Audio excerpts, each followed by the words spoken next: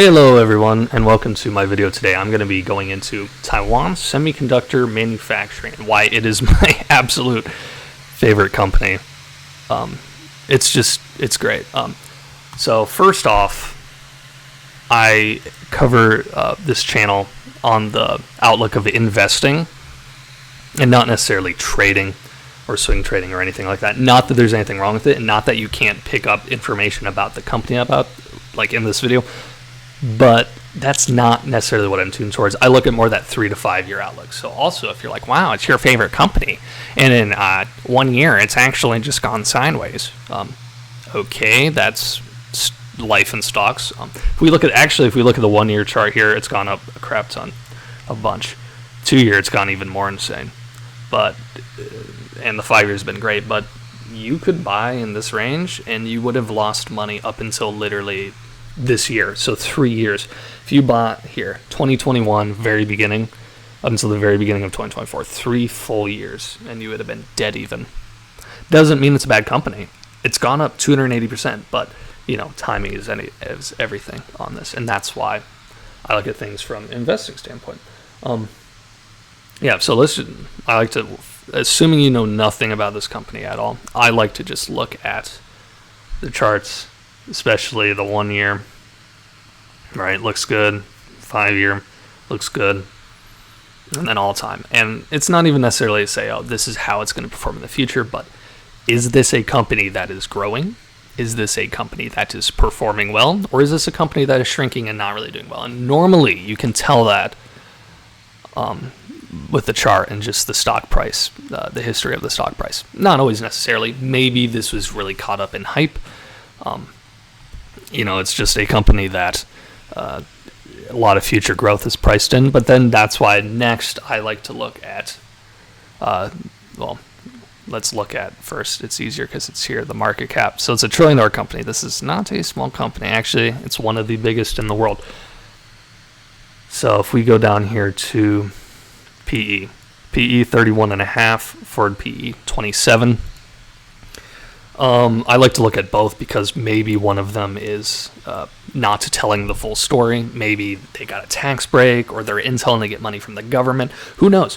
Lots of weird things happen. So I like to look at that. And that doesn't tell the full story either, which is why you have to dive a little bit deeper into just the research I do in this video. But this is a good baseline. This should be a good baseline. So it's a big company. I don't like companies usually under 5 billion personally. Nothing that there's anything wrong with that. It just takes more research. You got to be more careful, in my opinion. So no red flags there either. And then, also revenue looks good too. So we can say that this is a company, considering the chart, and that it's, without diving too deep into financials, this is a very, very likely a growing company. It's not like in the 60Ps, although PE is high. I think the S&P 500 average is 23, 24 right now. It's a little high, but so it's not, definitely has some future growth priced in, but it's not like 60 or 80 or 200, right? Let's look at actually what this company does. So if you can't tell by the name Taiwan Semiconductor Manufacturing, that is what they do. Maybe you don't know what semiconductors are.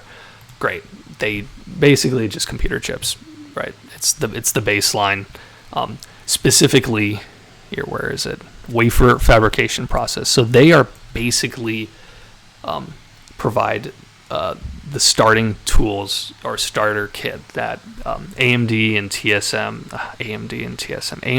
NVIDIA use to produce AI chips and their higher level chips. So they primarily focus on the good high level chips, the really good stuff. I'm gonna take a drink real quick. But yes, so that is what they do.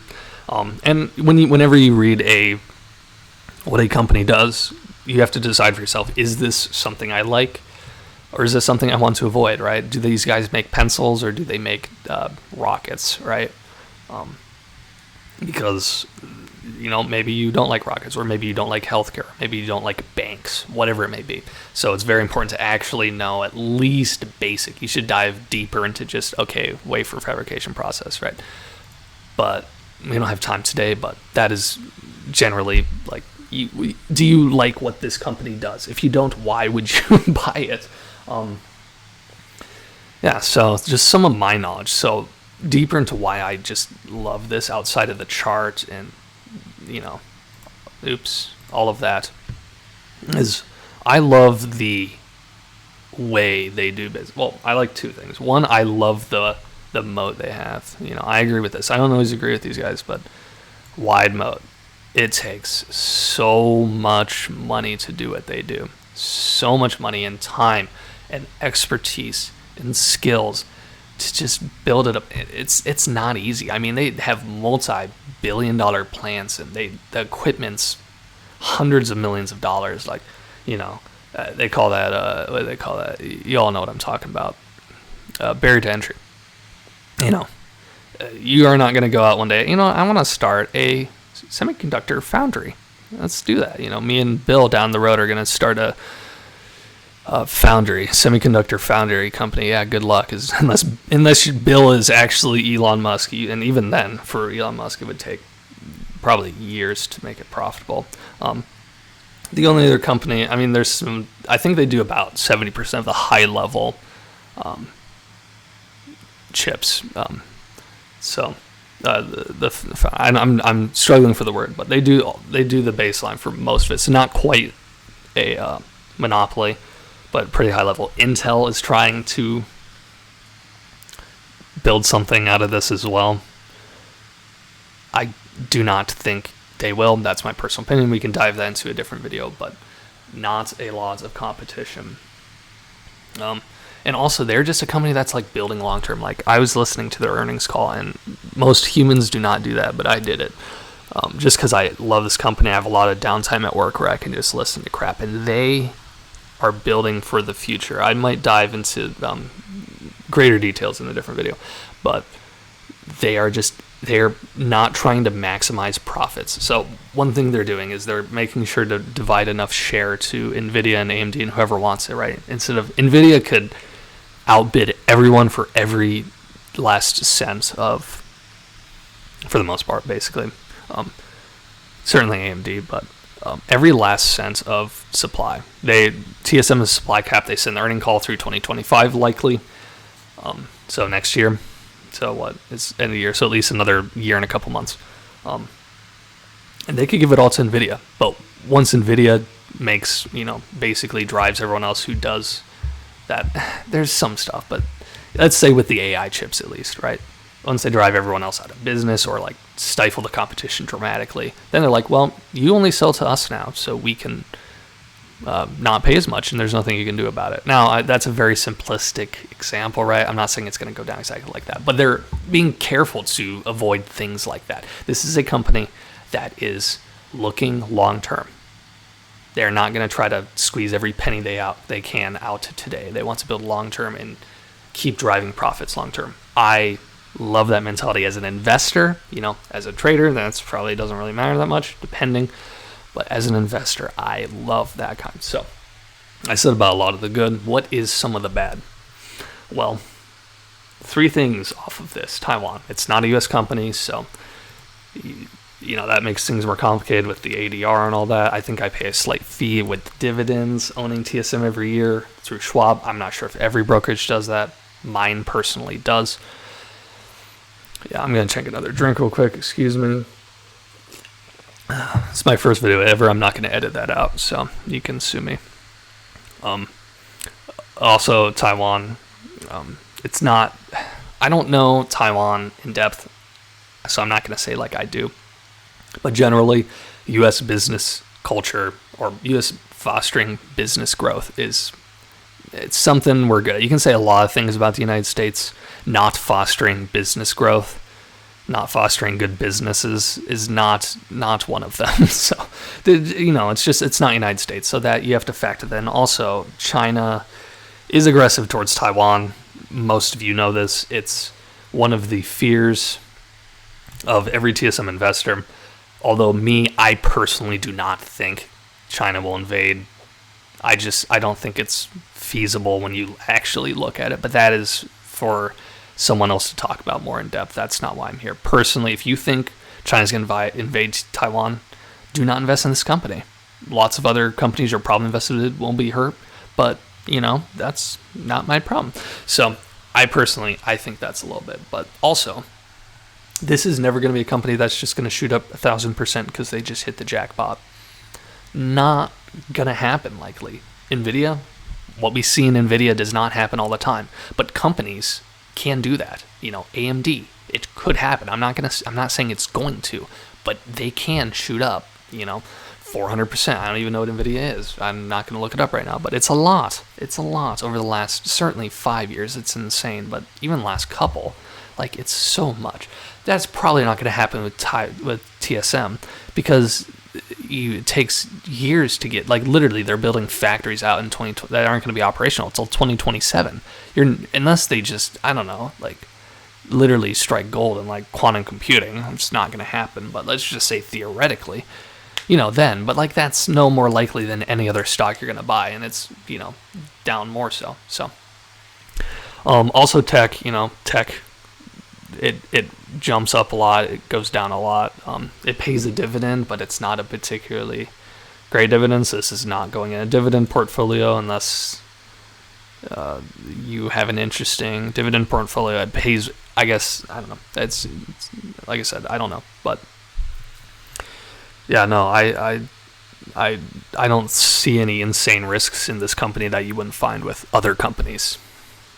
There's some there. And Schwab here, they have the they rate Taiwan. This is basically 1 to 10, right? So this is a 7. You see, they got to be fancy with it though. 1 through 10's too plebe for them, I guess. I don't know. Earning growth. There's the growth there. Like you said, you don't really know, but just looking at this at least. And we aren't going to dive into all the deep financial stuff today. Maybe in a deeper video. But yeah, no, there are risks. Maybe if you really think Intel is going to blow it out of the water, I don't know how you would formulate that thought, but if you do, awesome. I'm not calling you stupid. I'm not, but I do not see that. So, and you got to factor in the risk for anything. For every stock. Every stock's going to have risks. So this is going to be a stock I think is going to grow, personally. I guess one last thing is this is not the most attractive PE to me, as it is probably not to most of you guys.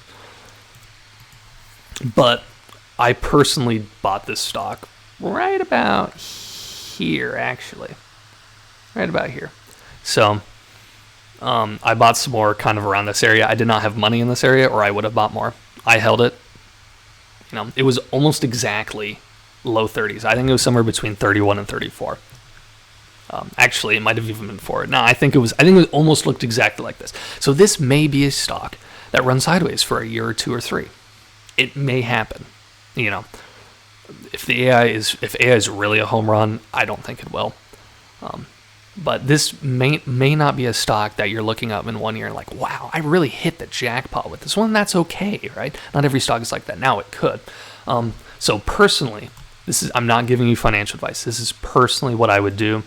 I have that in the description. This is not me saying you need to do this. Do whatever you want with your money. I'm just here to educate you and give my personal opinion.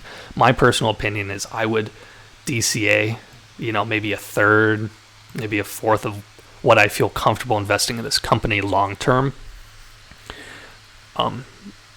If I had the capital, I'd do that. If I had no shares and I had the capital, I would DCA about a fourth what I think. Because this is likely not the last day we ever have 178 on TSM. It's near an all-time high. I think all-time high was about, 195, something like that. We can see that here. Doo-doo-doo. Yeah, I'm really good at this. I don't use this all the time. Anyways, it's about 195. 193 high. What am I saying? Yeah, no, it's probably going to drop lower than this at some point. But that doesn't mean, maybe it doesn't, and then you lose out, and I'd rather DCA a little bit. I'd rather DCA over time. Also, it may jump up every time you DCA, but who can factor that in? Also, DCA is dollar cost average, which just means you're not putting it all in at once. You're buying it over time. So likely we will see this drop a little bit. This is likely not the lowest it will ever be going forward in the history of mankind. It's just unlikely. But you never know. So that's what I would do. Oops, I hit the mic. Also, one last thing before we wrap up. Let's look at what people think. I've kind of been scrolling past this. Basically, everyone gives it above average. I know Schwab's, I looked into this a bit, and they do it based off a year. So in a year, if you took every stock, how would it perform? They think it's a top 20 percentile, which actually is better than I think, and I think the stock's amazing. But I do not always agree with this, as it'd be weird to agree with everything, but everyone, I agree with that a lot, seems to give a good, at least above average. Maybe it's not an A+, but it's at least a B. Everyone seems to agree with that for the most part. ESG score, whatever you think of that. And then let's look at price targets. I scrolled past all of them. So analyst price target is above. It is significantly above. That's what. It's actually not that. It's near highs when. It's only like 10% off, something like that. Everyone's saying to hold, and like I said, I would buy this, right, if I didn't have any. But I'm definitely not like, strong buy it now. People, when it did drop a little bit in July and August, gonna have to go back up here. 6 months. So it dropped a little bit here off the all-time, and they're like, hey, scoop some up. That's what analysts are saying. I do not agree with every analyst. I don't even agree with most all the time. So, but some people care about that, so I'm showing it. Yeah, just some final thoughts. Like, of course, I don't even know what to say. I think I've said basically everything I want to. I like this company. I like it a lot. It's my favorite. It's my number one holding. I own the most of it, or it's the highest percentage of my portfolio, I should say. But hopefully you learned something from this, or if you had no knowledge at all, hopefully you learned a lot. But even if you didn't, you gotta learn my opinion on it at least. And if you disagree, that's okay. If you got this far in the video, I really appreciate it. This is my first video ever going up to YouTube, so if you left a like, maybe checked out another one in the future. Maybe there's another one on the channel already. There's a good chance. If you watch that, let me know what you think in the comments. And if you subscribe, all that would mean a lot to me. But if not, or if you hate me and thought it was really bad and think my opinion is dumb, you should tell me that as well, so I can argue with you. I'm just kidding. But if you did get this far and you did enjoy it, I would really appreciate it. So look at that, -5%. That is wild. That you won't see that every day, but unless you own SMCI, but that's for another video. So I appreciate all you guys watching, and I hope you all have a good rest of your day.